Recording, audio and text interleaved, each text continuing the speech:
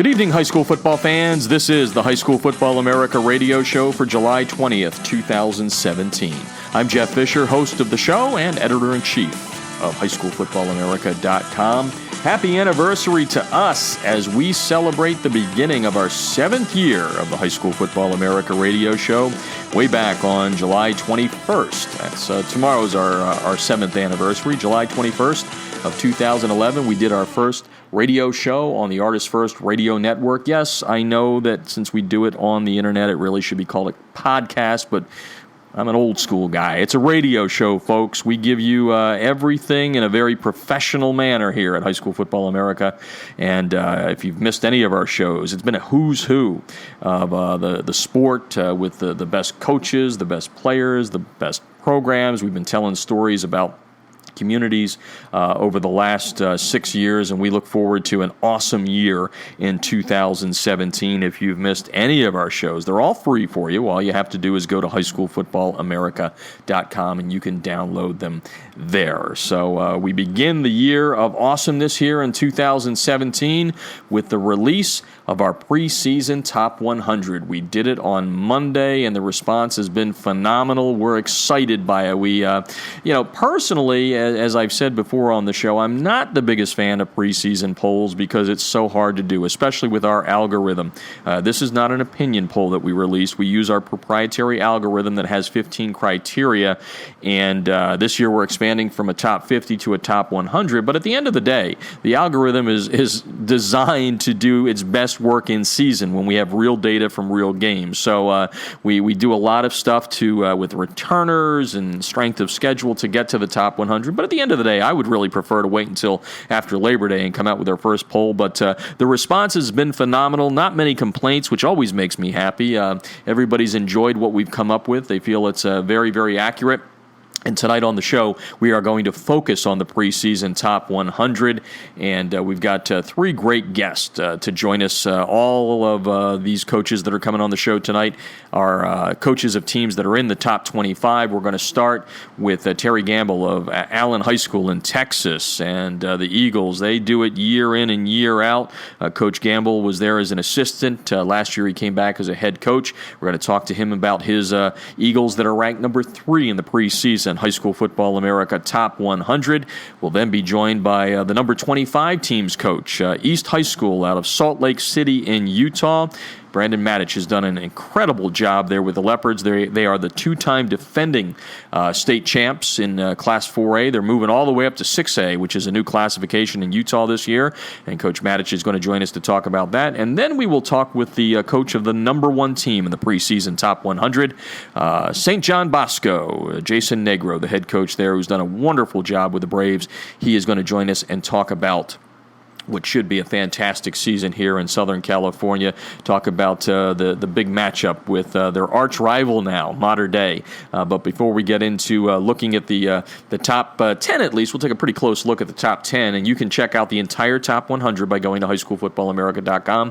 We want to welcome in our partners here in 2017, starting with Crossover, breaking down your game film for you like none other. They do a great job. They save you time and money, let you do what you do best, which is get to coaching. Just go to all of our partners, banner ads on highschoolfootballamerica.com, and you'll get some special things if you click through on those banner ads. Crossover is spelled with a K.com/football. If you want a free demo, you can get to that demo again by clicking on our banner ad. Big news during the offseason here. We took a couple of weeks off while we were doing the preseason rankings. Crossover bought by Blue Star out of Texas, and Blue Star, one of the investors there is Jerry Jones, and Crossover has always had some major league owners involved in the ownership. Dan Gilbert of the Cavaliers, Stephen Ross of the Miami Dolphins.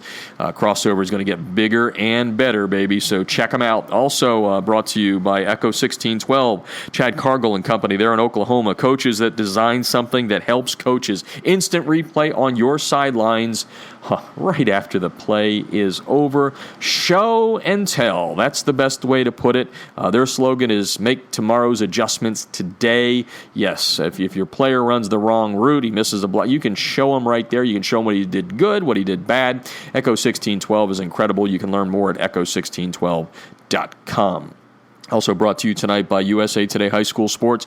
Once again, in 2017, we are teaming up with USA Today High School Sports to give you great coverage from around the nation and specifically from Southern California. Check them out at usatodayhss.com. Of course, next month they will come out with their Super 25 rankings. Jim Halley does a great job with them. Also brought to you tonight by the fine folks at Southern Sport, the makers of the TDI Razor, the debris inhibitor razor, keeping those pesky rubber pellets from field turf out of your shoes. It's American made. It's tough. It wears well. And comes in over 20 great colors. You know you're getting a quality product when you buy the TDI Razor. It also gives you that great look of spatting without the high cost of tape. You can get a discount by going to TDI Razor with a U. That's R-A-Z-U-R, TDIRazor.com. Use the special code HSFA. That stands for High School Football America. And you will get a discount on your order. You can also get your logo on the spats these days. Really cool product. And trust me, those rubber pellets when they get in your shoe when you're out there on the field, even as a reporter, I hate them. So check them out, the TDI Razor from Southern Sport. And finally, we're brought to you by ScoreStream. Once the season powers up here, all of our scoreboards, the state-by-state scoreboards and our national top 100 scoreboard powered by ScoreStream. Great job. Real-time scores. And the great thing for you as a fan, download the app at Google Play or in the iTunes Store, and then when you go out, you can score along and everybody can see how your favorite team is doing. You can upload photographs and videos. It is a cool app. You can learn more by going to scorestream.com. But again, download the app before you go out to the field at Google Play and in the iTunes Store. All right, let's take a look here at least an in-depth look at the top 10 in the national rankings. Again, folks, it's created with our proprietary algorithm, and we tweak it each and every year. Alan, the first champs for us when we started using it in 13, so they were the 2013 and 14 national champs. Colquitt County from Georgia was 2015, Bishop Gorman last year. But all eyes on Southern California this year, as St. John Bosco and Mater Dei will take their rivalry to the national championship stage. They beat each other up last year. Both teams loaded with talent. They find themselves number 1 and number 2 as we head into the season. And Bosco is number 1, Mater Dei number 2, and they're just separated by a hair. And again, as I said earlier, not the biggest fan of preseason polls because you don't have that accurate data. But what I can tell you on the strength of schedule, they both got a really strong strength of schedule. The big difference, and I told this to Dan Albano of the Orange County Register out here yesterday, he did a story on us and the ranking, is that St. John Bosco will be on the road for its 2 tough games outside of the Trinity League. Its non-league games are across the country, gives them just a hair tougher strength of schedule. Bosco this year will open on national television on ESPN, on the family of networks, taking on St. Thomas Aquinas at the end of August. St. Thomas Aquinas, number 14 in our preseason poll. And then a couple of weeks later, I think 3 or 4 weeks later, Bosco goes back east again to take on St. John's College High School out of Washington, D.C. St. John's really coming on to the national scene. Kevin Plank, the founder of Under Armour, an alum of St. John's, has donated a lot of money there, and that program is going through the roof, and they play a very, very tough national schedule. And over the next several weeks, we'll be doing a lot of previews of all of these teams and having coaches on talking about that. And, St. John's College may have the toughest schedule in the country, maybe a hair less than IMG. We'll talk about them in a second. But let's get back to Bosco and Mater Dei. Bosco was number 2 last year in our final 2016 national ranking. Lots of returning talent on both sides of the ball. Offense being triggered by Iowa State recruit quarterback Real Mitchell. Defensively, the Braves will be led by Ohio State recruit Jaden Woodby. He's ranked the number 35 overall college football prospect in the nation, according to 24/7 Sports composite rankings for the class of 2018. Mater Dei last year finishing number 14 in our national rankings, only lost to Bosco, returning 10 of 11 starters on an offense that averaged over 50 points a game. Top of the list there in the class of 2018, Amonra St. Brown, the wide receiver, currently listed as the number 12 overall recruit in America, according to 24/7 Sports. Junior quarterback J.T. Daniels, 2 more years to go. He's listed as the number 2 overall prospect in the class of 2019. in 2 years, 100 touchdown passes for JT Daniels, and look for him to keep doing it and probably shattering every Southern California record, and who knows how many national records if he keeps things up here over the next 2 years. I actually had a chance to see Bosco and Mater Dei collide a couple of weeks ago out here at Edison High School, a Battle of the Beach 7-on-7 passing tournament. JT Daniels on the bench, resting his arm, kind of like a pitcher that maybe has thrown too many pitches. JT decided to be the offensive coordinator that day, and Mater Dei met St. John Bosco in the championship game, and the Monarchs, without JT Daniels and without Amon St. Brown and several other players, they were able to sneak away with a 7-6 win in the championship game. Bishop Gorman and Bergen Catholic, both on Mater Dei's challenging non-league schedule.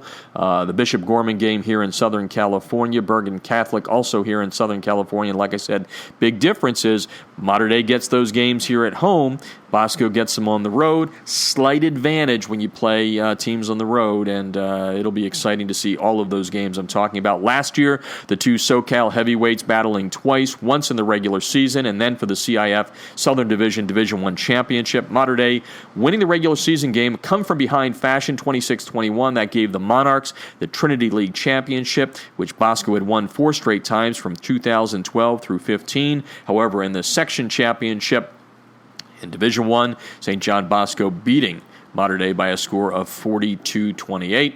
I've had dinner with Ernie Banks several times in Chicago before the late Mr. Cub passed away, and as he would say, it's going to be a beautiful 2017. Why don't we play 2 again? Regular season matchup set for October 13th, Part D. Yeah, that's TBD somewhere down the line in the playoffs. 10 teams from California in the preseason top 100. Texas leading the way with 16 overall teams, followed by Florida with 12. Georgia has 7. New Jersey and Ohio with 6 each. Indiana, Louisiana, and Pennsylvania, 4 teams each in the preseason poll. Alabama, Arizona, Maryland, Oklahoma, and South Carolina, 3 teams each in the preseason top 100. Illinois, Nevada, Tennessee, and Utah, 2 teams in the top 100. And Arkansas, Colorado, Hawaii, Kentucky, Michigan, Mississippi, Missouri, and North Carolina, Virginia, and Washington, D.C., 1 team each in the poll. First preseason poll will be released Sunday, August the 20th, and as we have over the past 2 years, we will release our national rankings every Sunday ahead of everybody else. Once our fellow media outlets out there release their top 25, we'll do a composite ranking for the preseason, so we're waiting for USA Today's Super 25, the Max Prep's Excellent 25, and the National Prep Poll to come out. They should be coming out here, I think, in the coming weeks. So talked about the top 2 teams in the country. Allen comes in at number 3. Terry Gambill coming up here in just a little bit on the show. They haven't lost a regular season game since 2012. They're pinning their hopes on dual threat quarterback Grant Tisdale, who is listed as the number 2 overall dual quarterback recruit in the class of 2019. The Eagles' schedule includes 3 teams listed in the preseason top 100. Number 46, Cedar Hill from Texas, and number 60, Evangel Christian, right at the top of the season. Evangel Christian from Louisiana, number 60. They'll play them back-to-back, and then later on in the season, in a district game, the Eagles will take on Denton Guyer. Again, coming up in just a little bit, Terry Gambill, head coach of the Allen Eagles. Again, Texas has 16 teams ranked in the top 100. In the top 25, defending 6A Division II champ DeSoto is at number 6. We'll have Todd Peterman on the show coming up next week. And then also in the top 25 from Texas is Katy. The other Texas teams, go through them really quickly. Highland Park at number 34. Lake Travis at number 36. Both of those are defending state champs. Denton Ryans at number 37. We mentioned Cedar Hill at 46. Defending champ Aledo at 52. The Woodlands at 55. Cibolo Steel at 59. Manville at 67. Houston Lamar at 70. Klein Collins at 76. Westlake at 80. North Shore at 93. And Denton Guyer, as we said, at number 96. Defending national champs Bishop Gorman starting 2017 at number 4. Usual slate of tough out-of-state games. Gales will open with number 13 DeMatha from Maryland on August 25th. That's going to be on national television on ESPN, followed by number 2 Mater Dei. As we said, that one's on September 1. Number 63 Miami Central from Florida on the schedule September 8th for Bishop Gorman. And then Gorman's non-league schedule wraps up on the 16th of September against De La Salle from California. 4 of those games. Only the Mater Dei game will be played away from Fertitta Field, so look for Bishop Gorman to have the home field advantage there in their big games. Big question facing Kenny Sanchez, the head coach, is can they transition from Tate Martell, who's now at Ohio State, as the quarterback of the Gales. Martell was unbeaten. The reins of the offense now turn over to UCLA recruit Dorian Thompson-Robinson. So we'll see how that transition takes place. IMG, the toughest schedule in the country, number 5, of course.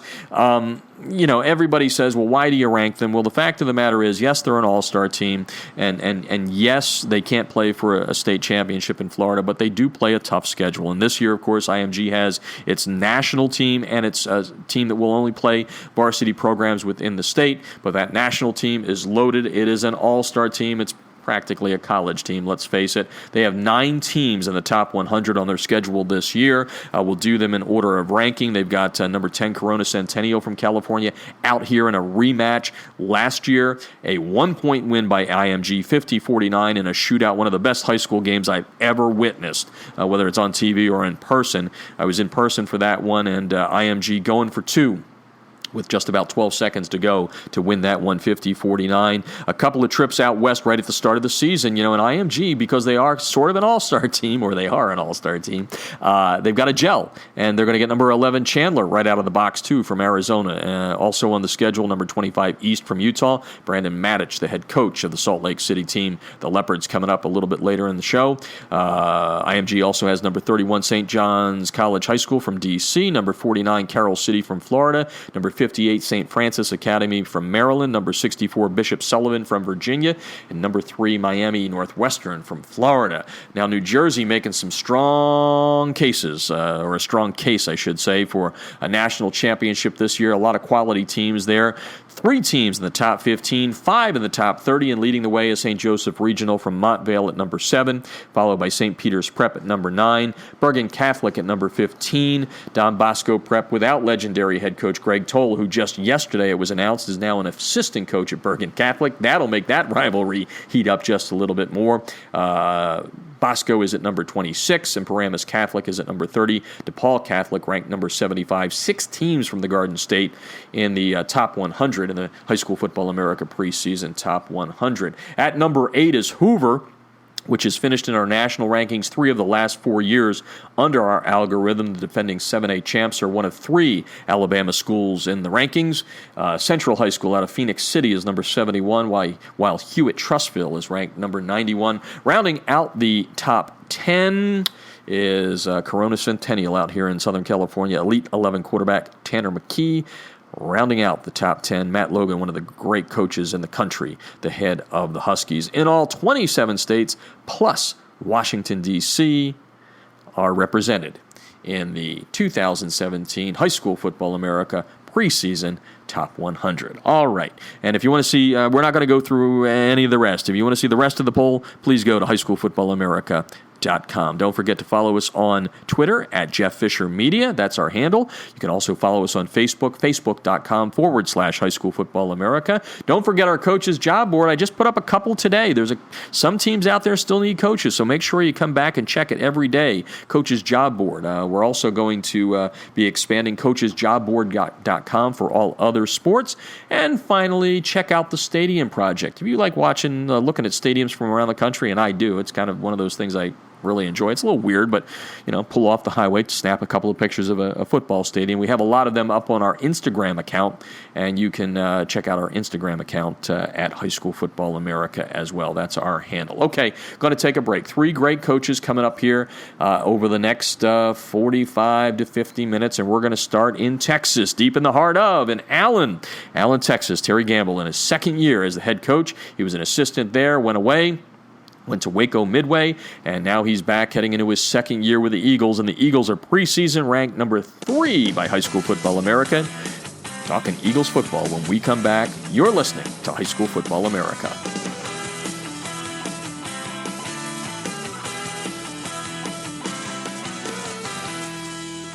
Instant replays on a high school football sideline? Seriously?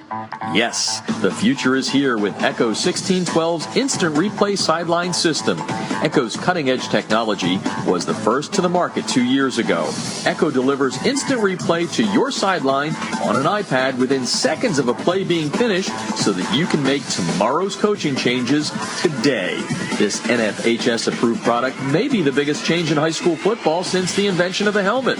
Coaches, you'll gain a competitive edge by adding Echo 1612's Instant Replay Sideline System to your coaching toolbox.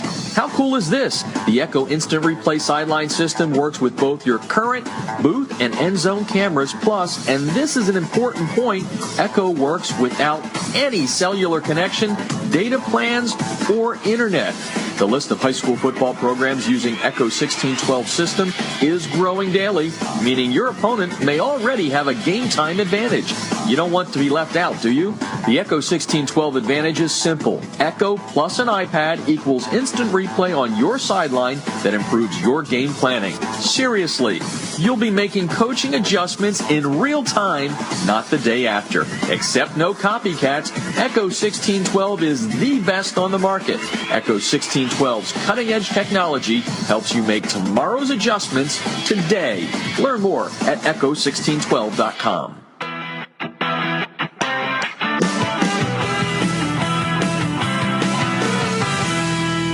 Field turf rubber pellets, be gone. The Debris Inhibitor Razor is a seamless outer sock that was specifically designed to keep crumb rubber and other fine debris from artificial or grass playing surfaces out of an athlete's shoes and socks, thus keeping such debris out of gym bags and locker rooms. The Razor, spelled R-A-Z-U-R, is favored by athletes who want the look of tape, by trainers who no longer have the time to tape only for show, and by moms who no longer want that crumb rubber in the house. The Debris Inhibitor Razor is made in America. It's 70% nylon and 30% spandex, making it extra lightweight and very durable, and it's backed by a 1-year performance guarantee. The Debris Inhibitor Razor covers just the right amount of a player's shoe while keeping those shoelaces tight. It's fully customizable, machine washable, and more importantly, it's easy to get on and off. The Debris Inhibitor Razor comes in 23 colors, and sizes are youth, medium, large, and for that extra big foot, extra large. Founded in 2010 by former University of Mississippi All-SEC football player Carl Hoppy Langley III, Southern Sport Inc. created the Debris Inhibitor to improve athletic performance by protecting athletes, allowing them to look and feel better with technically advanced products engineered with superior fabric construction, patented design, and proven innovation. Get a discount on your order by using the High School Football America code HSFA when you order at TDIRazor.com. That's razor spelled with a U at TDIRazor.com.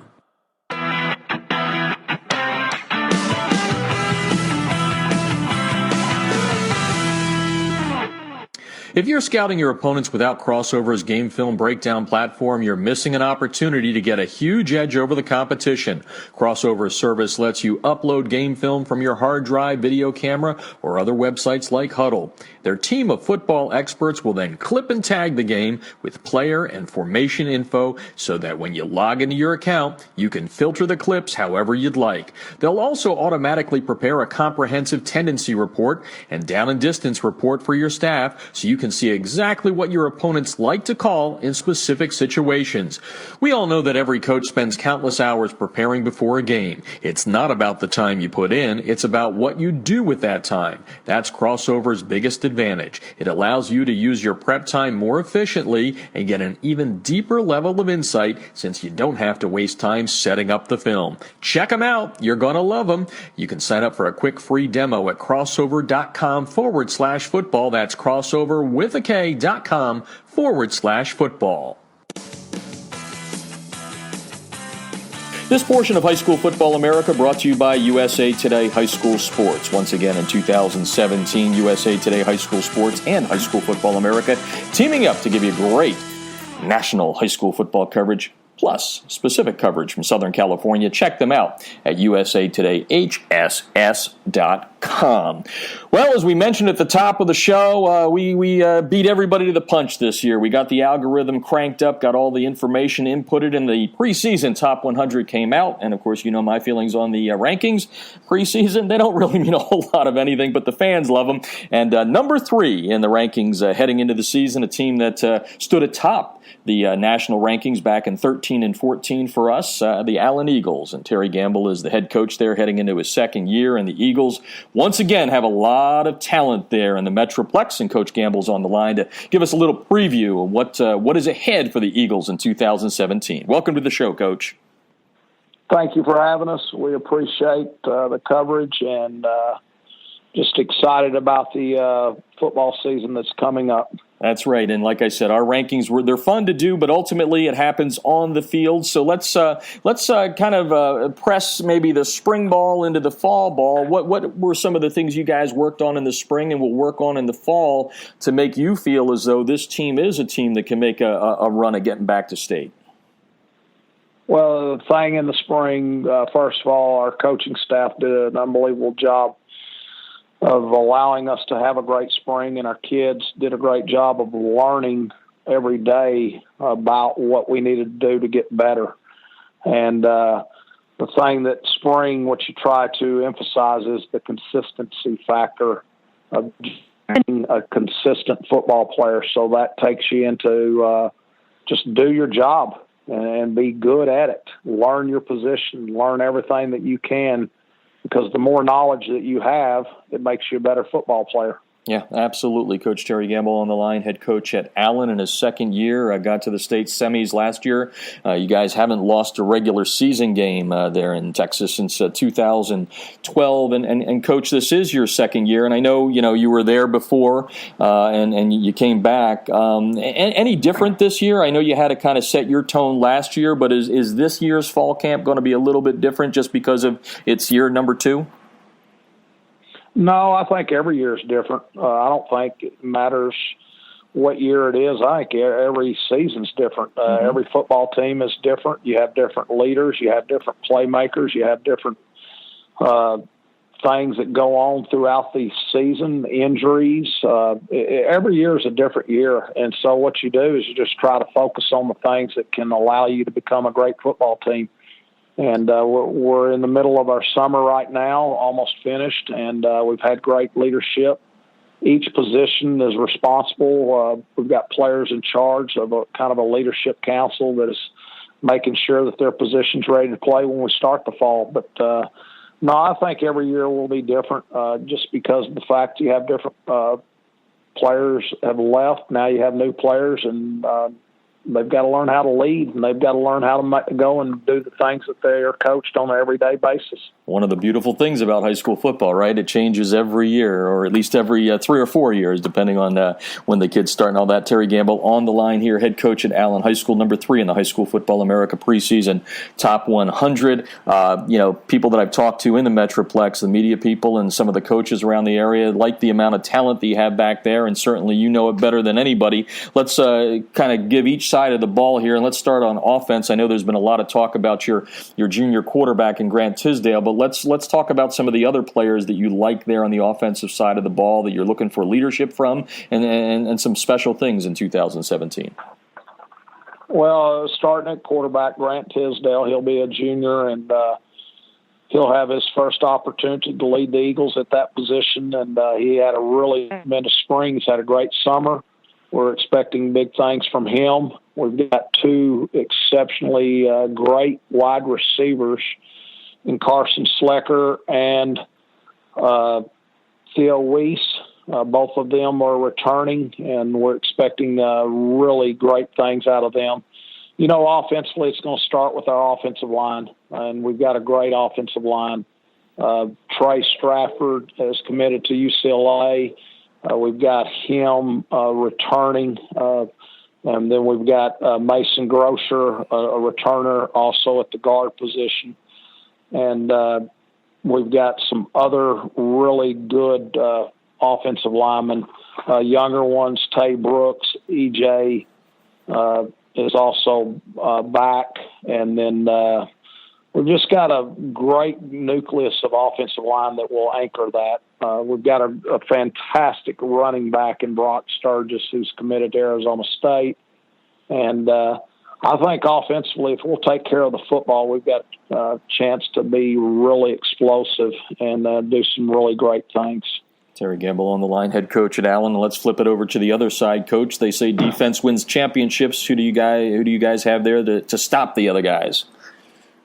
Well, defensively, the way the game's played now in space so much, you better be able to run. I'm really excited about our secondary. We've got some really great secondary kids coming back.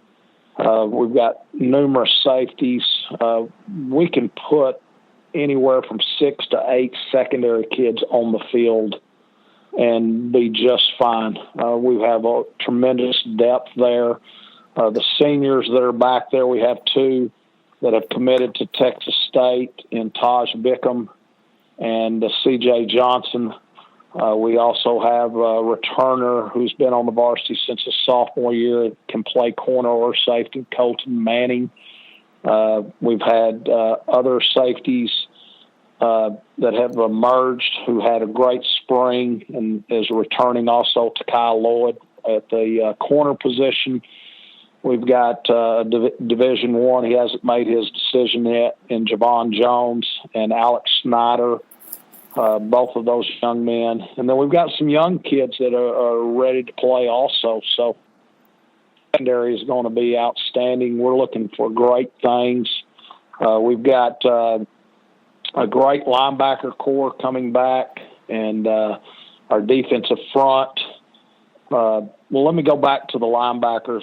Sure. We've had great leadership from them this summer in the linebacking core. We've got Nigel Hines. He's going to be a senior.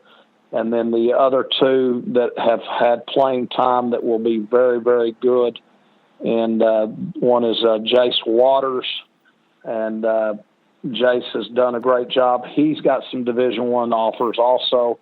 And then the other one that right now that will play at the Mike position, and he's a returner also, is Ryan Angeloni. So our linebacking core, all 3 of those young men are seniors, and we're expecting great things. We move to the defensive line. We've got defensive tackles. We've got great depth there, and all of those kids have done a great job this summer. The one right now that has emerged, and he has done a great job this summer. He's a junior, and he's a Division I prospect, Jaden Jernigan. And then if you move out to the defensive end position, we've got 4 or 5 of those young men also. Another great one that's going to be really good is a junior, DeAndre Davis. And then we've got some seniors that are returning that have had great playing time, and they will do an unbelievable job for us. Also, Austin Price is a senior, and Logan Meyer. So it's going to be a great year. I think that the main thing that we've got to stay focused on, whether it's offense, defense, or kicking game, is we've got to stay focused on ourselves. We've got to have great practices, and we've got to do the things that it takes to be a great football team. And you can't get worried about outside distractions, because when you have outside distractions, that does not allow you to become a good football team. So we've got to eliminate distractions, and we've got to do the things that it takes to win every day to be successful on Friday nights. Yep. Manage those expectations from the media, like our ranking of number 3 in the nation, that's for sure. But anyway, it's always fun to do. One of the things you guys are doing again this year, a good non-district schedule. Right now you have 3 teams that began the season in our preseason top 100, but you come out of the box with 2 good ones. Cedar Hill is number 46 in our national rankings. Evangel Christian out of Louisiana, number 60. You got Denton Geyer down the road. Tell me a little bit about your philosophy when it comes to getting ready for district games with real tough non-league opponents. Well, the district is very competitive, but what you've got to do is you got to get yourselves ready for just Friday night, whether it's you play.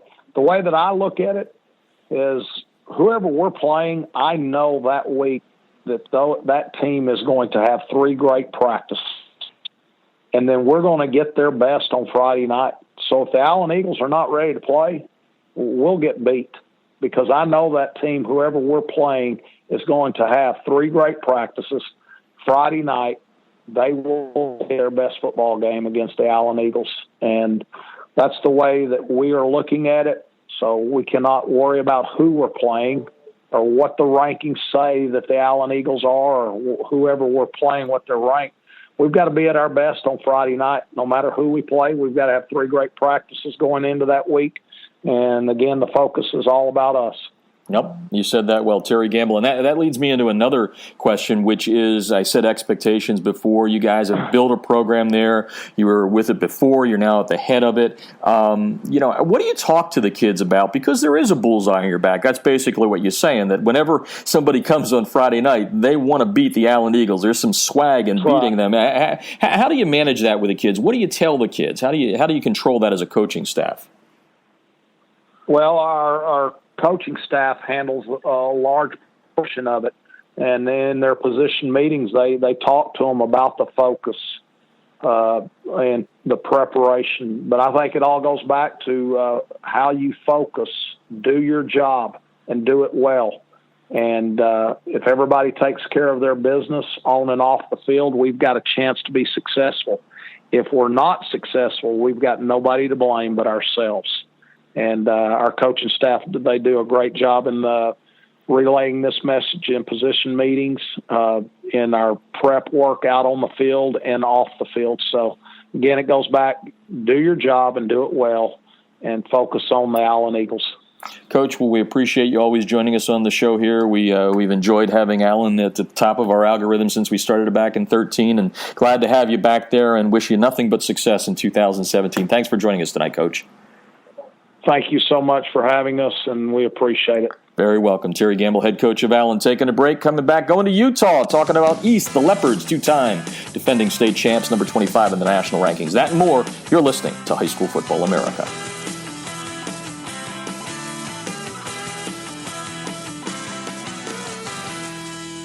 Instant replays on a high school football sideline? Seriously? Yes, the future is here with Echo 1612's Instant Replay Sideline System. Echo's cutting-edge technology was the first to the market 2 years ago. Echo delivers instant replay to your sideline on an iPad within seconds of a play being finished so that you can make tomorrow's coaching changes today. This NFHS-approved product may be the biggest change in high school football since the invention of the helmet. Coaches, you'll gain a competitive edge by adding Echo 1612's Instant Replay Sideline System to your coaching toolbox. How cool is this? The Echo Instant Replay Sideline System works with both your current booth and end zone cameras, plus, and this is an important point, Echo works without any cellular connection, data plans, or internet. The list of high school football programs using Echo 1612 system is growing daily, meaning your opponent may already have a game time advantage. You don't want to be left out, do you? The Echo 1612 advantage is simple. Echo plus an iPad equals instant replay on your sideline that improves your game planning. Seriously, you'll be making coaching adjustments in real time, not the day after. Except no copycats, Echo 1612 is the best on the market. Echo 1612's cutting-edge technology helps you make tomorrow's adjustments today. Learn more at echo1612.com.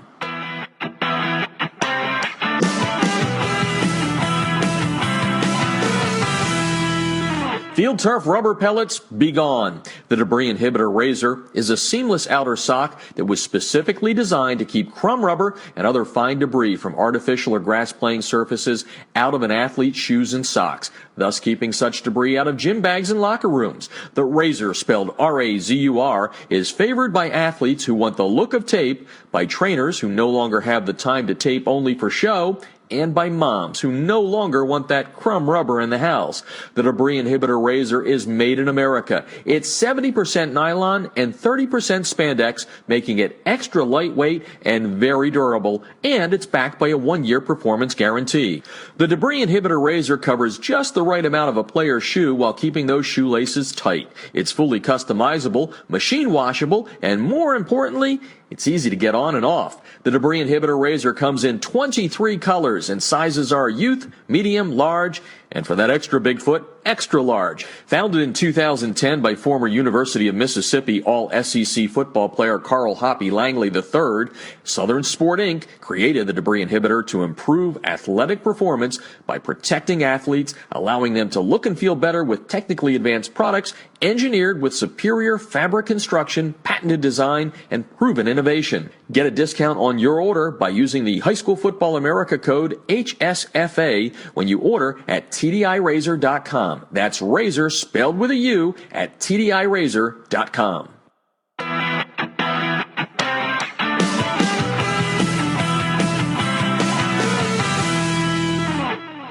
If you're scouting your opponents without Crossover's game film breakdown platform, you're missing an opportunity to get a huge edge over the competition.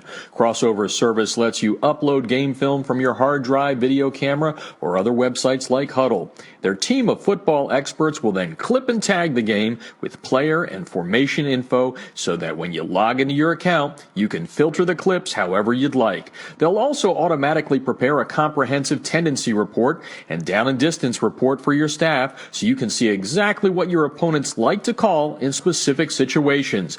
We all know that every coach spends countless hours preparing before a game. It's not about the time you put in, it's about what you do with that time. That's Crossover's biggest advantage. It allows you to use your prep time more efficiently and get an even deeper level of insight since you don't have to waste time setting up the film. Check them out. You're going to love them. You can sign up for a quick free demo at crossover.com/football. That's crossover.com/football.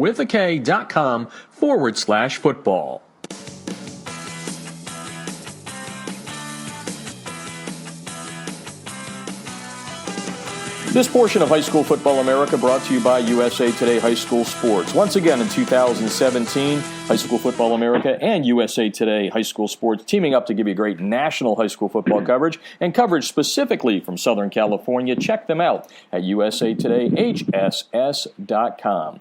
Well, we go from Texas to Utah now as we continue to hop around the top 25 on the show that begins number 7 for the High School Football America radio show. And last year, East out of Salt Lake City in Utah, almost said St. Louis, meant to say Salt Lake City, finished number 44 in our national rankings, and they begin 2017 ranked number 25 in the nation with a very tough schedule. And head coach Brandon Matich, who's heading into his 8th year, is on the line right now to talk about the Leopards, the 2-time defending Utah State champions, right now. Welcome to the show, Coach.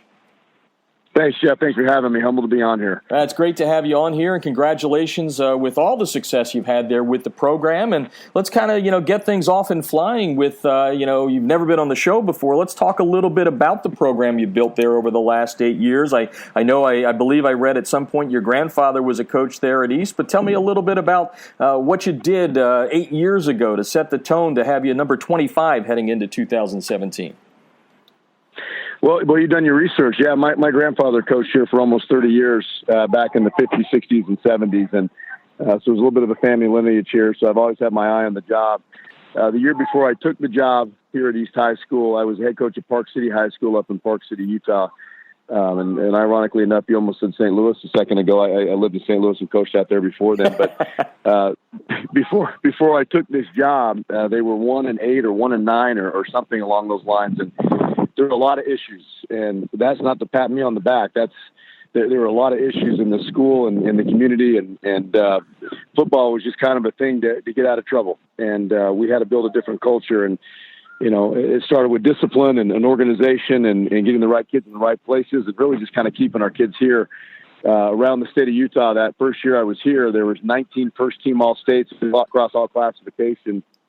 First-team All-Staters, and 19 of those guys were from East High School or belonged to East High School, and they were going to other schools. So the number one thing we had to do was keep our kids here at East, keep them playing in this program, families comfortable that this is a good place to be both academically and socially for their child. We had to do a lot of things as far as getting into homes and sitting down with families and making sure that they knew who I was and who our staff was going to be and what our vision was. And it's come a long way. This is a different dynamic here at East High School in Salt Lake City. It's an inner city school. It's 2/3 free and reduced lunch. It's It speaks 53 different foreign languages. Wow. We're primarily made up of, our team anyway, is made up of Polynesian culture with Tongan descent. We do have some Samoan on our team, but it's the Polynesian culture we deal with is primarily from the Tongan Islands. Most of them are second generation. Some are third. So parents it's a lot of work and effort to make sure they understand the academic side of things. They're bringing their children here to get a better life and get an education. And sometimes there's a communication barrier there, but it's been a lot of hard work, a lot of grit, but I've got a great staff and I can't do it without them. And that's the only reason we've had the success we do is because I have a great staff that cares and loves kids. Well said. It's you get to do the interview, but it's those guys behind the scenes that make it good. We're talking with Brandon Matich from East High School, Utah, number 25 in the nation in the High School Football America preseason top 100. We're going to talk about a very tough schedule here in a second, but I thought we'd let you be the ambassador for Utah football, which appears to be getting better and better and better. Tell us about the state of Utah high school football right now, Coach. You know, there is a lot of talent in a smaller populated state. It's excuse me, the area that we live in the area that we pull from, I think, the Haloti Nadas have come from there, the Shone Puas. There's been a ton of talent. Currently, Will Tukuafu with the Seahawks. There's been a lot of talent that have come out of this community in this area, and the Utah talent is getting better. And I think with the University of Utah moving to the Pac-12 a few years back, and more people coming into our state and just getting more national attention. But there is a ton of talent here. And, Skyline High School years ago started playing out-of-state opponents. Bingham High School kind of followed suit. There was, here and there, an Alta High School. It's a local high school playing out-of-state opponent. But, Skyline and Bingham really laid the foundation, and we just want to take it to another level. Talking with Brandon Matich tonight, head coach at East High School. They are number 25 in the preseason top 100. And I guess I should probably ask this after the first answer, but I mean, all that hard work, all of that grit, to see yourself where you are in our poll, and I know other national polls have had you the same place over the last couple of years. How does that make you feel?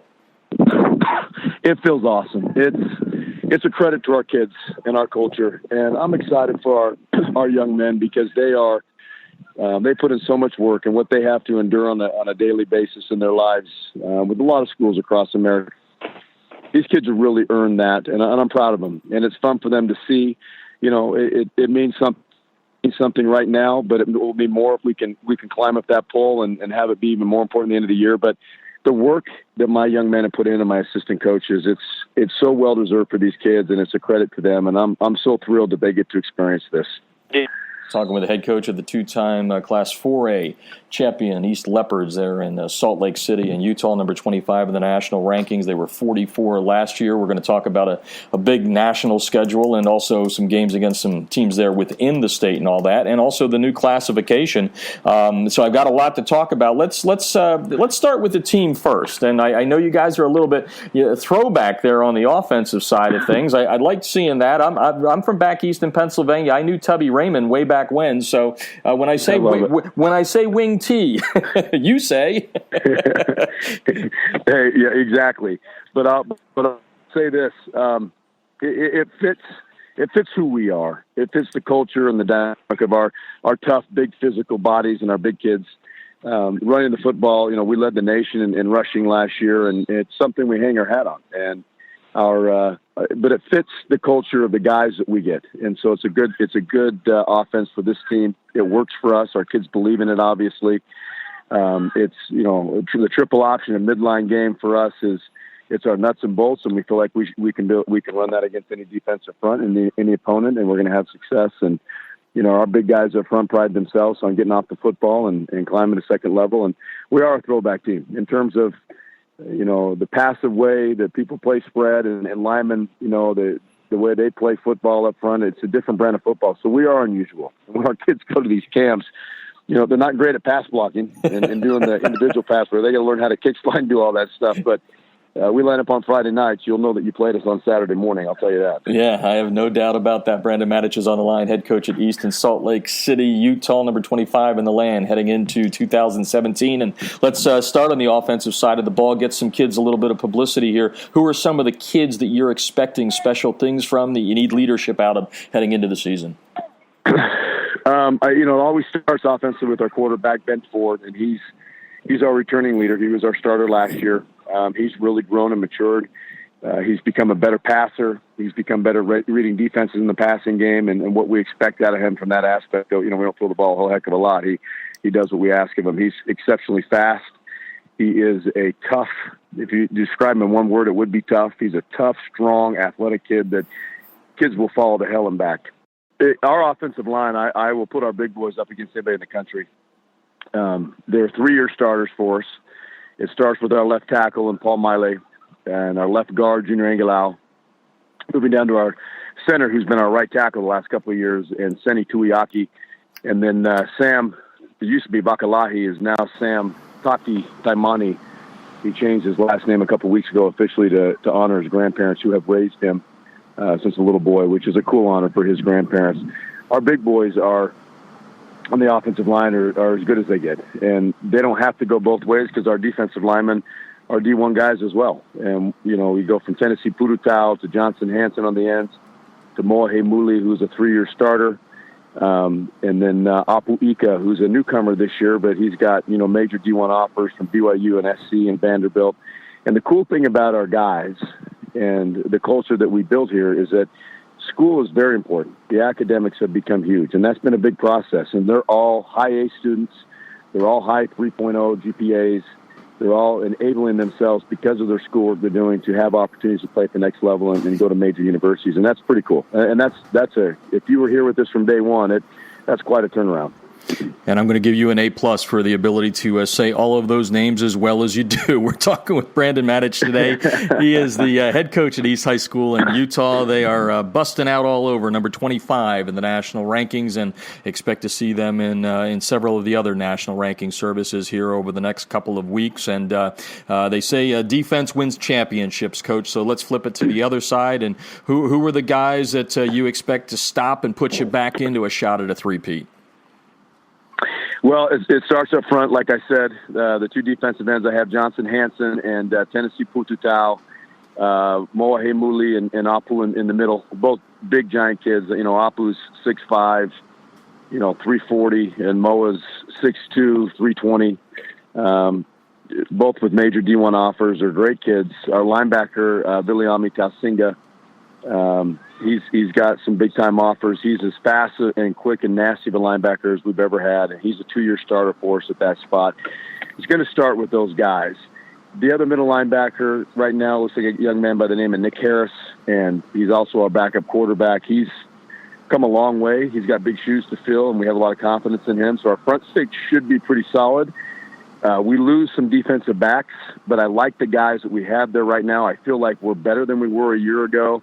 At this point in that position, and I think it's all being led by a young man by the name of Isaiah Hamilton at free safety, who's a 3-year starter for us. A big collision guy, intelligent guy, is a ball hawk, great ball skills, covers the field well.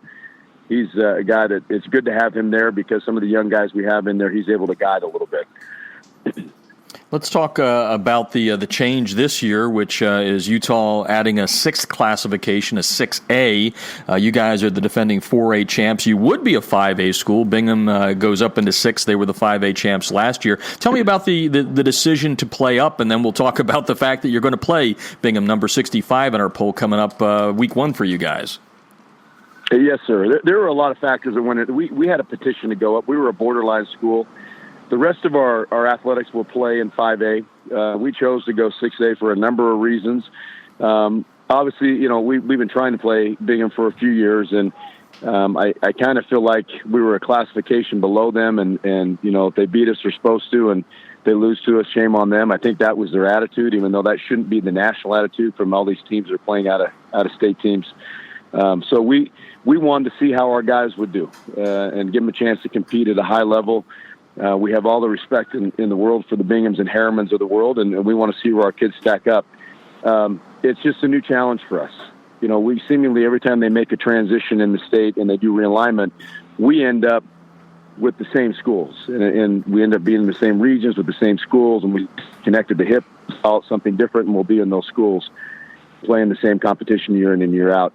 We wanted to change it. We wanted to have see some new faces, see some new coaches, new competition, watch some different film, mix it up a little bit and make it fun for our guys. And why not? It's, if we're able to do it and we can, then we probably should with the guys we have, because they expect to play the best, and that's what we're going to try and do. Sure, makes sense. Head coach Brandon Matich of East High School out of Salt Lake City, Utah, number 25 in the national rankings. I mentioned you've got Bingham right out of the box. They're number 65. You've also got after that Saguaro, defending state champ out of Arizona, multiple defending state champ on September 1st, and then way down the road you've got IMG. So you're not ducking anybody, but let's start with game one. You wanted them, now you have them. Tell me about how excited you are to play that game to start the season. Well, that's actually your second game, right? Or is that your first? That's your first, right? No, that's our second game. Second game, okay. Yeah, there's a correct. Yeah, we kick off football in the state of Utah August 17th on a Thursday against Timpview, who, for all intents and purposes, Jeff, is, they put together a national tier program over the years and won several state championships, and really has become our big rival and competitor over the years. We seemingly face them every year in a state championship game or a quarterfinal game or what have you. We played them in the quarterfinals last year, speaking about Timpview, and we had 6 turnovers in the first half. Wow. Yeah, and we were down 21-20, which was our silver lining, because you have 6 turnovers in the first half, it should be a blowout. Yeah. So it's something we're looking forward to. It's quite a first game to have. Then second week we go to Bingham, which is something both kids from both programs have wanted. I'm excited it's going to happen. Bingham and us both needed a home game, and Bingham wouldn't concede. We wanted the game bad enough that we would concede, and so we decided to go there. So we're on the road the first 4 games, and I know the state of Utah and a lot of folks across the country are looking forward to that East Bingham matchup as we are. And our kids are excited, and here it is. And so away we go. So we can't wait. Yeah, no doubt about that. One of the things that kind of came to my mind, and one of my good friends in the coaching business used to be up there at Air Force, Chuck Peterson. He came to Orange Lutheran out here in Southern California. He's in Texas now. Running that wing T, sometimes you don't want people playing you. I mean, I heard it a million times from Chuck. Nobody wants to spend the week getting ready for the wing T and all that. Is it difficult for you guys to find those sort of matchups, or is that why one of the reasons you're kind of going nationally with the schedule? It's hard locally, and it's become hard nationally. Since beating De La Salle last year, we found it was a blessing for our program, and it was a curve scheduling. And so it hasn't been easy either way. We were going to play Bosco. We thought we had Bosco on the schedule, I think week 3, and then that fell through because we do play a different brand of football, and it's not something that they see until they play a De La Salle type team in the state championship game, which is usually an annual matchup unless it's Centennial Corona. But locally, people don't want to see this brand of football because it's physical and everybody runs spread, and you have to change the way you do things in practice. You suddenly play an assignment football and you're not used to doing those things. You may have to put in a 50 front, more of a run stopping defense, and it's not something that they like doing. It's hard to do in just a couple days of practice time during the week. Timpview for us is going to have the biggest advantage because they've had the entire off season to prepare. Right.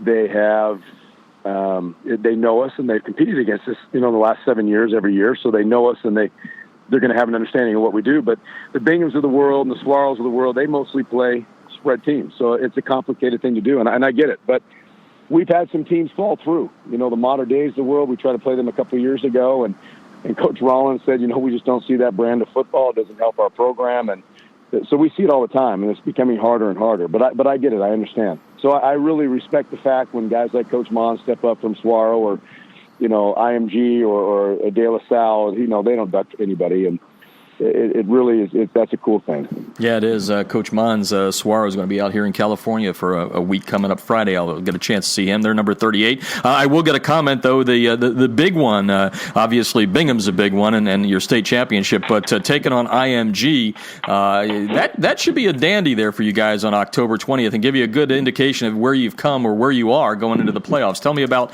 your idea behind taking on the college football team masked as a high school team. Well, I'm hoping that it's freezing cold October 20th, and I hope it's a blizzard and the winds are blowing, and we get an early winter here in Utah. No, it's something we've tried to put together the last couple of years, and I'll be honest, I avoided this game this year. The guy who puts my schedule together, Tony Faw, I avoided it because it was the last game of the regular season, and I had a local team that was potentially going to go on our schedule. I thought, that might not be the best place to put IMG, but then when I started to think about it, it wasn't, your kids are going to compete their tails off. You expect them to if they're playing, a local team that's not very good or a local team that is good or IMG. And the chance of getting injured or psychologically beat up are just the same. And when I asked our team, I said, look, IMG wants to come to us and play. It was almost a unanimous hell yeah. And our kids are excited. It's a fun opportunity for them. It's a great, cool opportunity for our community here at East. It's going to be cool for our school. It's going to help put us on the map. And our kids are going to be ready for that moment. And they're excited. And we understand everything that goes into IMG. And, do we necessarily believe in everything they stand for? Not really. But they are what they are, and they're going to be a special athletic team, and they get to come play in our field, and that's going to be a huge moment for our program. Yeah, I'm a big fan of Kevin Wright. I've known him for years and knew his dad in Indiana, but definitely I get my ear full sometimes when they say, why are you ranking IMG? I say, well, they play 9 ranked teams. So before we let you go here, Coach, let's talk about the things that, come playoff time that you've done right. What are the keys to a great 2017 for the Leopards? You got to stay healthy. Got to have the ball bounce your way. We've got to, stay healthy, and the ball bounces your way, and you get a good alignment in the state tournament, then you'll be in good shape. You want to get a couple home for that deal. Our guys are focused this year. Primarily, our team is made up of 3-year starters. We won a state championship when this offensive and defensive line was sophomores and seniors. So it's a very intelligent, football-savvy group. Those guys can stay together and stay consistent. I think the sky is the limit for this group. This is an exciting year to look forward to at East football, and we can't wait to get rocking. Well, Coach, really appreciate you coming on the show and spreading a little bit of a light onto what you've been able to do there in Salt Lake City. We wish you nothing but continued success and a great year in 2017. Now, as I tell all coaches at this time of the year, we put the rankings out early. It's an algorithm. Don't mess it up for me. Prove me that the algorithm was right. You got to win it. Hey, Jeff. Yes, we got you. And I'm humbled that you're having us on here and putting East High School on the in the spotlight. We really appreciate it. We appreciate you guys being able to represent our kids and put our kids out there so everybody knows that what East High is and who they stand for and what they stand for. But we're not going to let you down. I promise you that. Sounds good. We appreciate your time tonight and have a great 2017. I'm sure we'll talk down the road. Good luck. Yes, sir. Thanks for having me on. Thank you. Bye. Very welcome.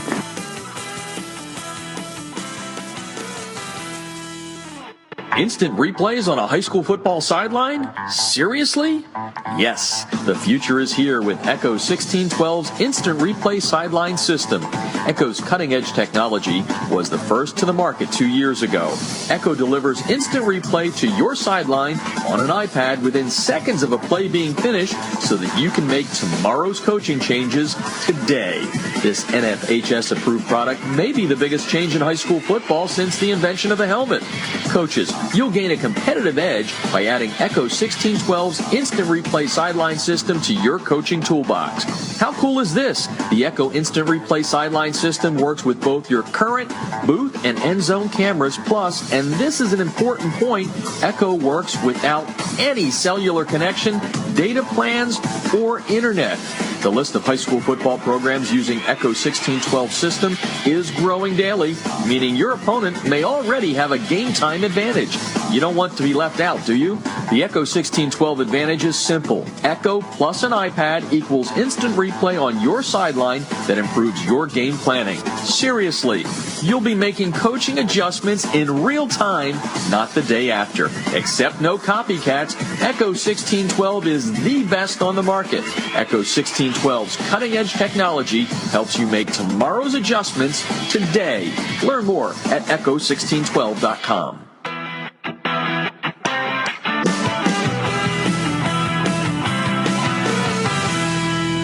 Field Turf rubber pellets, be gone. The Debris Inhibitor Razor is a seamless outer sock that was specifically designed to keep crumb rubber and other fine debris from artificial or grass-playing surfaces out of an athlete's shoes and socks, thus keeping such debris out of gym bags and locker rooms. The Razor, spelled R-A-Z-U-R, is favored by athletes who want the look of tape, by trainers who no longer have the time to tape only for show, and by moms who no longer want that crumb rubber in the house. The Debris Inhibitor Razor is made in America. It's 70% nylon and 30% spandex, making it extra lightweight and very durable, and it's backed by a 1-year performance guarantee.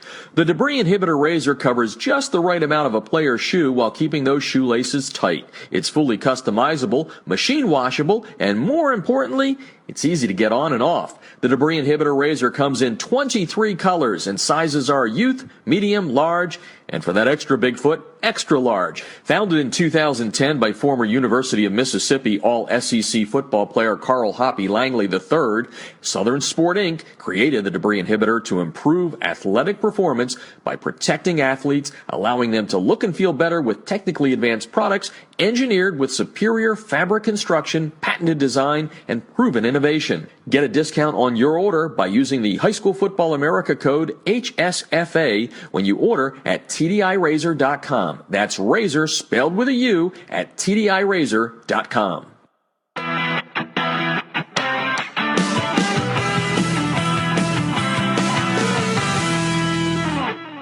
If you're scouting your opponents without Crossover's game film breakdown platform, you're missing an opportunity to get a huge edge over the competition. Crossover's service lets you upload game film from your hard drive, video camera, or other websites like Huddle.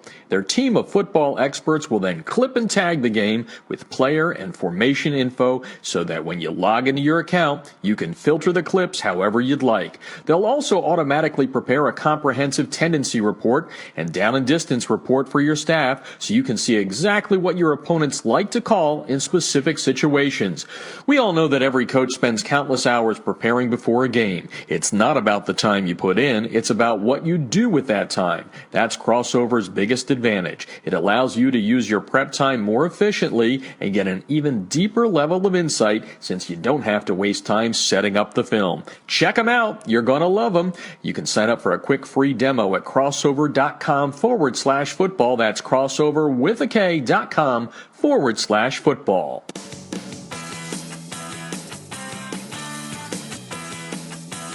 This portion of High School Football America brought to you by USA Today High School Sports. Once again, in 2017, High School Football America and USA Today High School Sports teaming up to give you great coverage from around the nation and specifically from Southern California. Check them out at usatoday.hss.com. All right, so we've gone from number 3, Allen in Texas, to number 25, Easton, Utah, and we wrap things up with the number 1 team in the land in the High School Football America preseason top 100. They started number 1 last year, ended up number 2. They're number 1 this year. Let's see how they do. Jason Negro, good friend of ours, is on the line to talk about what should be a pretty special season. Included with that, a lot of frequent flyer miles back east. Welcome to the show, Jason.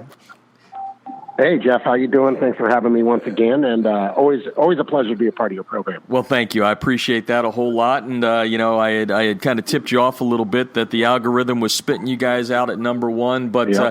A lot of work to do between now and then, and preseason polls are just based upon nothing other than somebody's algorithm that I created. So let's kind of freshen things up here. One of the things that I want to start off with is just the fact that you guys have put together year in and year out over the last 3 to 4 to 5 years, a great non-league schedule, and we all know how good the Trinity League is. So let's talk about the kind of the mindset that you've come up with. I know you've expressed it before, but this year is a little bit tougher. You're flying to Fort Lauderdale for St. Thomas Aquinas, number 14, and number 31, St. John's there in D.C. That's really putting the kids to the test. You've done it once a year. Now you're doing it twice a year. So how do you get ready for that?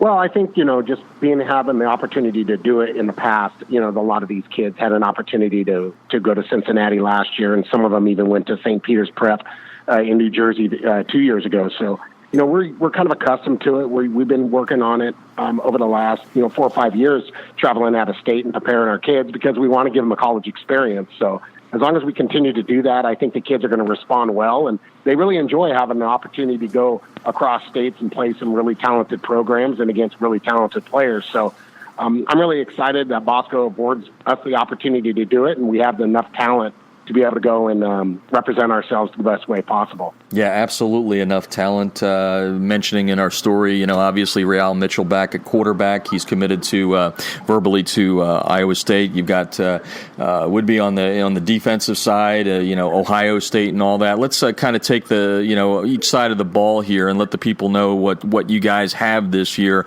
One of the things that you talked about, I think, after the season last year was the fact that even though you had a lot of injuries up front and Wyatt Davis isn't there anymore, your offensive line is going to be pretty strong. So let's maybe start there and tell the listeners a little bit about that. Yeah, we're going to be good up front. We returned 3 full-time starters from a year ago off of that team. We lost Tavita Moe and Wyatt Davis, obviously going to Ohio State. But, we have a kid coming back that actually was a starter from midway through the season last year and ended up getting hurt, and he's back full strength. So you can kind of say we had 3.5 to 4 starters back up front. Our tight end's back in Jude Wolf, and he's a pretty talented player. And we have 2 running backs and our quarterback back. So, we have a pretty good nucleus of guys coming back that I think that are going to really help us out. But as you know, and as we have been able to demonstrate over the last couple of years, I think it's mostly important that you can be good up front. We're well coached. We have really talented players.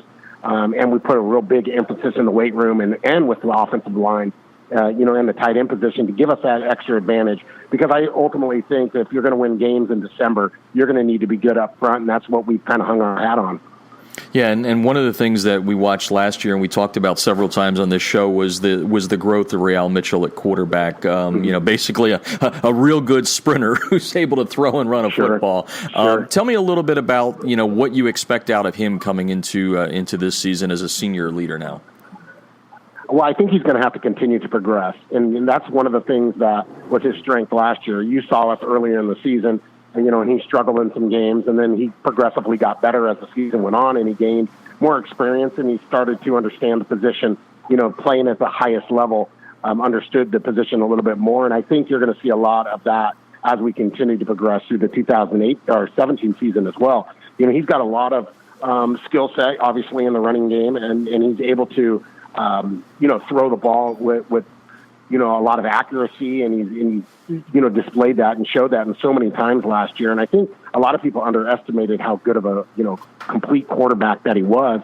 And it ended up biting people in the end because, toward the end of the season, he was as good as anybody in our division, in our state, playing the quarterback position. Yeah, no doubt. Jason Negro on the line talking St. John Bosco football tonight.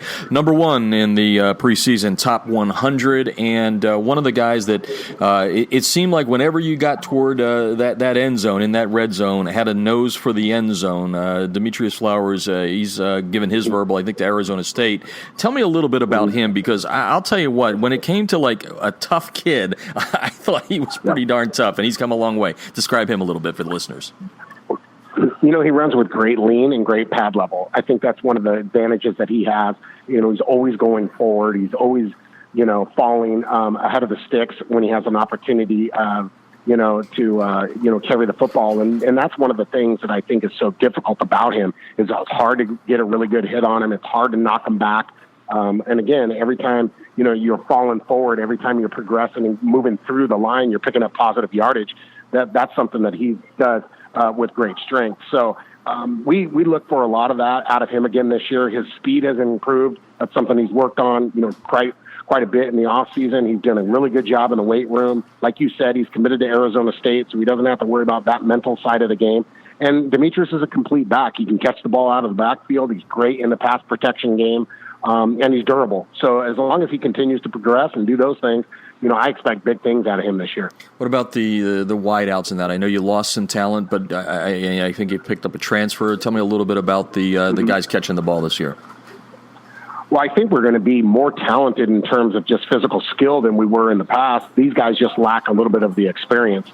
Josh Delgado was a guy that probably played the most last year at the wideout spot. He's kind of emerged in the summer as one of our go-to guys. And Colby Bowman is a big physical wideout, can play on the outside, and I'm really pleased with him. Jake Bailey is playing in the slot for us, and we picked up Devin Cooley, who transferred to us. He tried to come to Bosco as a freshman and a sophomore and just financially couldn't handle it. But as a senior, and now is in a different position, so he's able to come and join us. And I think that's a pretty good group of individuals. And we have a wild card guy named Eli DeRoon who played a lot for us last year, plays both ways.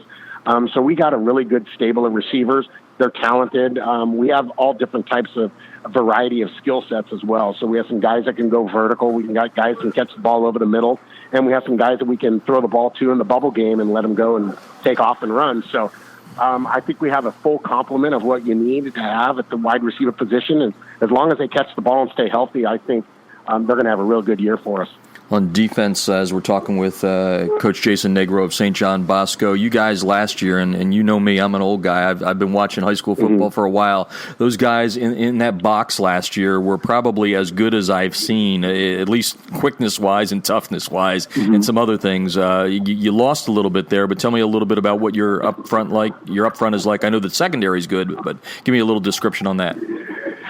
Yeah, the up front, I'm really pleased with how we've been developed and how we're coming along. Sal Spina's back from an injury, and he started for us as a freshman, so he'll be a senior. We're really excited about having him. And we have Apoti, who's another guy that's up front, Naeem Rodman, Vito Logaleo is another guy. I mean, we have so many guys up front. We think we're going to play 8 to 9 defensive linemen in a 4-man set, or when we go to our odd front, play a 3-man set. So we definitely have enough guys that can play on the inside or the outside up front. I'm not worried about that. We have another guy named Cole Aubry who's joining us.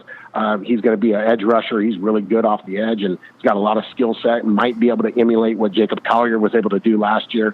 And then the linebackers were really pleased about the development of those guys too. We lost Cross Poyer and Travis Tuatasi to the college level, so those guys are gone, but Keydron Williams is coming back. Spencer Gilbert's another guy, and I think Raylan Goforth is going to step in and do some really good things at the linebacker spot. So, when we're in our traditional 4-3 or 4-2-5 defense, those guys are going to play, but we're going to play so much nickel and so much dime coverage because of the way we're going to have to defend people with the spread game this year that, our 4 and 5, maybe even 6 times we're going to play defensive backs in there and be really, really athletic. I joked with Brandon Matich at East just a little while ago when he was on the show here about his ability to handle those Polynesian names. I'm going to have to give you an A+ too.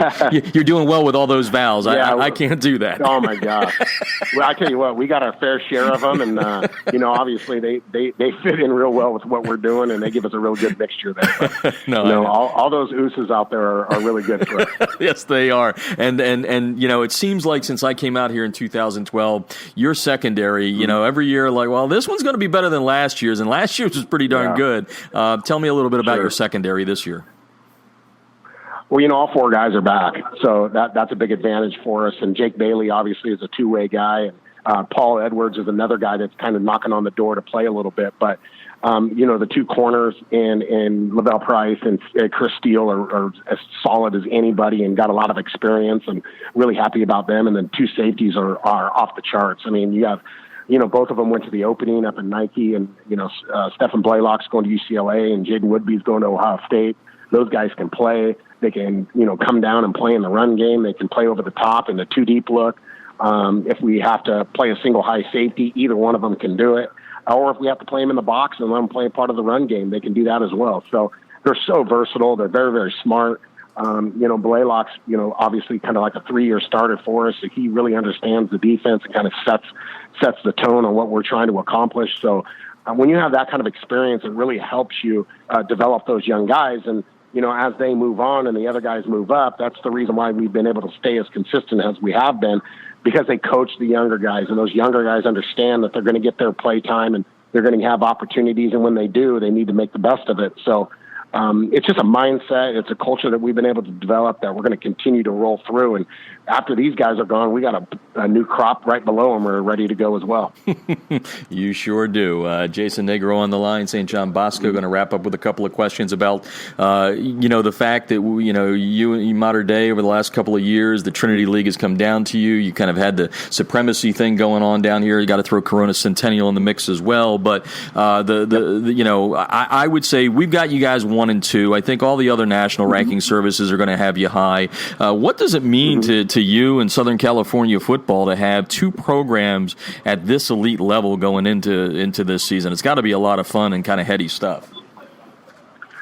Yeah, without question. I mean, I'm very fortunate that I happen to be at a program at St. John Bosco that allows me the platform to be able to do this. Not all high schools, obviously are created equal, and some obviously places have more advantages than others, and I understand that, and I'm going to embrace it, and I enjoy having the opportunity to do that. The Trinity League is what is the pedestal that we have been placed on, and we're going to go out there and try to, test our skills against other teams in the country. And like you said earlier, we're going to play St. Thomas Aquinas in Florida, and we're going to play St. John's in D.C., and those are two other out-of-state opponents that we're going to play. And I know Mater Dei is going to play Bishop Gorman, and they're going to play Bergen Catholic out of New Jersey. So, again, that's 4 out-of-state teams that our league has the opportunity to play, and we get to test our skill sets against those guys and measure our programs up against those guys. And I think what has happened is by us being able to play out of state against so many quality programs and actually win these games, I think, out of the 9 or 10 out of state games we have played, we're like 8-2 or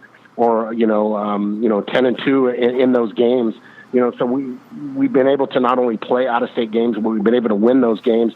And ultimately, I think that's what propels our league and makes it everybody understand, the type of football that we're playing out west. And we got so much talent, in our area. It's so saturated, and, we're able to hopefully continue that trend. And the Trinity League, as it continues to get better, it's just going to make every program raise the bar higher and higher. And I think we're certainly ready and able to do that. And then the last question, I got 2 more for you. So the next to last is, how do you keep the kids focused with a schedule of this magnitude? We always talk about game at a time in the Trinity League, but I mean, how do you really spread that out over what could end up being a 15, 16 game season? Well, I think playing that type of schedule, demands it. You don't have any weeks off. So it's when you play a couple tough games and then you have, 3 or 4 games in a row against lesser opponents. I think that's when you lose focus, and that's when you have the problem, trying to keep your kids engaged. We don't have to do that. By playing as quality opponents week in and week out, it just kind of, makes them understand that this is the type of mindset you're going to have, and you do have to take it one game at a time. And our kids have learned that, and they certainly understand it, and they understand it's a process. We lost the first game last year to Mater Dei, and we lost to Gorman, but we kind of stormed back, and we got better and better as the season went on. And our kids understood that, look, not one game makes a season until you get to the playoffs. So as long as you continue to develop that mental attitude and that mental focus, the kids are going to go right along with it. And it says a lot about the type of kids that we have. We have some battlers, and we have some guys that compete. And, I'm really proud of them for that. Talking to Jason Negro, St. John Bosco, number 1 in the land, Mater Dei, number 2. It's going to be a fun year out here. So here on July the 20th, give me 2 or 3 things that you've got written down on the grease board that the Braves must do to put them into the position where maybe at the end of the season there is a national championship in the offing. Well, without question, you got to win every game. If you're going to go undefeated, you're going to have to win every game, or you might have a loss. We finished number 2 last year with 2 losses because of the quality of opponents we play. If we really want to win this thing, we're going to have to go undefeated. We're going to have to win 15 games, and I think our kids understand that. If we do slip up and we do, drop a game, we have to continue to grind, because we're certainly going to have the opportunity down the road to play people that are going to be ranked in the top 5, and potentially De La Salle and Mater Dei, Corona Centennial, all those teams that are really good. So that's one of them is you got to win every game. Number 2, you got to stay healthy. You got to stay healthy. High school football is what it is, and we lack some depth in some areas. And I think just like any other team in the country, they have those same issues. And then thirdly, you're going to have some luck.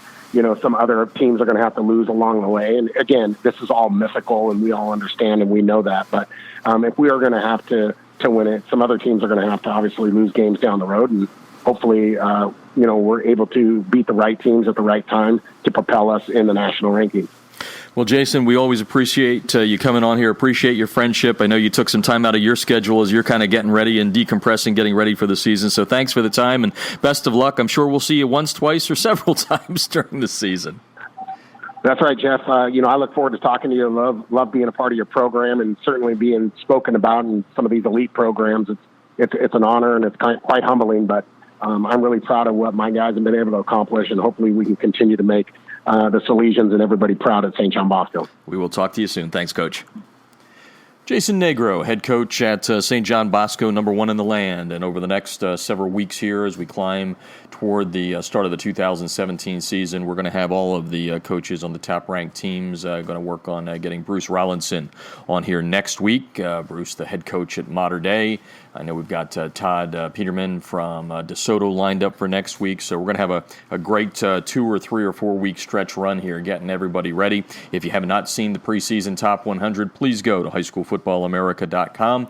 It's all there for you. We'll be releasing our regional rankings, the 7 regions coming up. We'll have our state-by-state rankings. All of those will start once we go in season. So once the first games are played, we will then go and put those rankings up there. So a lot of stuff to come here over the coming weeks, and highschoolfootballamerica.com is the place to be to keep up with everything heading into the 2017 season. Well, that's going to do it for tonight's show. If you missed any of it, please feel free to listen to it in our archives, as you can listen to any of our shows. We've had over 150 shows over the last 7 years, and all you have to do is go to highschoolfootballamerica.com and click on the words radio show in the navigation tab. You can hear everything there. Don't forget to follow us when we're not on the air. Twitter, our handle is it used to be HSFB America. It's now Jeff Fisher Media.